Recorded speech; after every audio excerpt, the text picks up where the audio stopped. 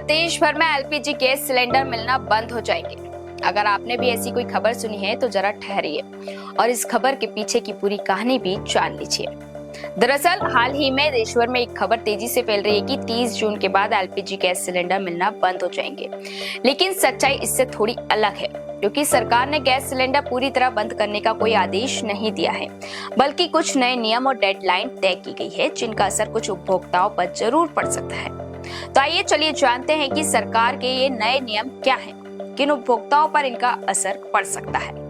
आपको बता दें, सरकार ने मार्च में एक नया नियम लागू किया था, जिसके अनुसार जिन इलाकों में पीएनजी यानी पाइप गैस की सुविधा मौजूद है, वहां एक ही घर में एलपीजी और पीएनजी दोनों कनेक्शन रखने पर रोक लगा दी थी और वहां रहने वाले पात्र उपभोक्ताओं को 90 दिनों के भीतर एलपीजी से पीएनजी में शिफ्ट होने के लिए कहा गया था, जिसकी तय सीमा रखी गई थी 30 जून, जिसकी अवधि अब कुछ दिनों बाद पूरी होने जा रही है। सरकार का कहना है कि इस कदम का उद्देश्य इंपोर्टेड एलपीजी पर निर्भरता कम करना, ऊर्जा आयात पर होने वाले खर्च को घटाना और लोगों को स्वच्छ एवं लगातार उपलब्ध रहने वाले ईंधन की ओर बढ़ाना है। साथ ही पीएनजी पाइपलाइन के जरिए सीधे घरों तक पहुंचती है, इसलिए इसमें सिलेंडर बुक कराने या डिलीवरी का इंतजार करने जैसी परेशानी नहीं होती है। लेकिन अब सवाल यह है कि अगर किसी इलाके में पीएनजी की सुविधा मौजूद है और संबंधित उपभोक्ताओं को इसकी जानकारी भी दी जा चुकी है, लेकिन इसके बावजूद भी उसने पीएनजी कनेक्शन नहीं लिया, तो क्या होगा?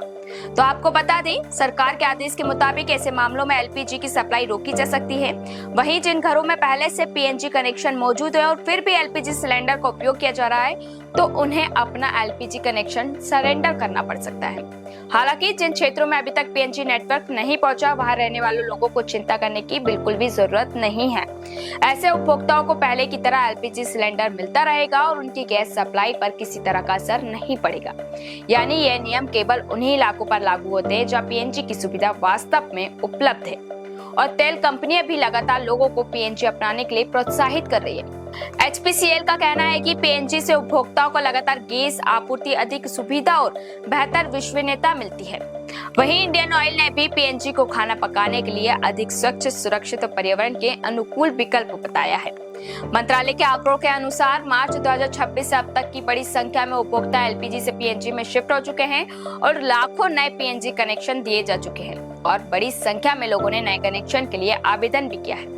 और इसी वजह से सरकार और गैस कंपनियां 30 जून की समय सीमा से पहले पात्र उपभोक्ताओं से आवश्यक प्रक्रिया पूरी करने की अपील कर रही है। अगर आपके इलाके में भी पीएनजी की सुविधा उपलब्ध है और आपने अभी तक पीएनजी कनेक्शन के लिए आवेदन नहीं किया है, तो जल्द से जल्द संबंधित गैस कंपनियां स्थानीय वितरण केंद्र से संपर्क करें।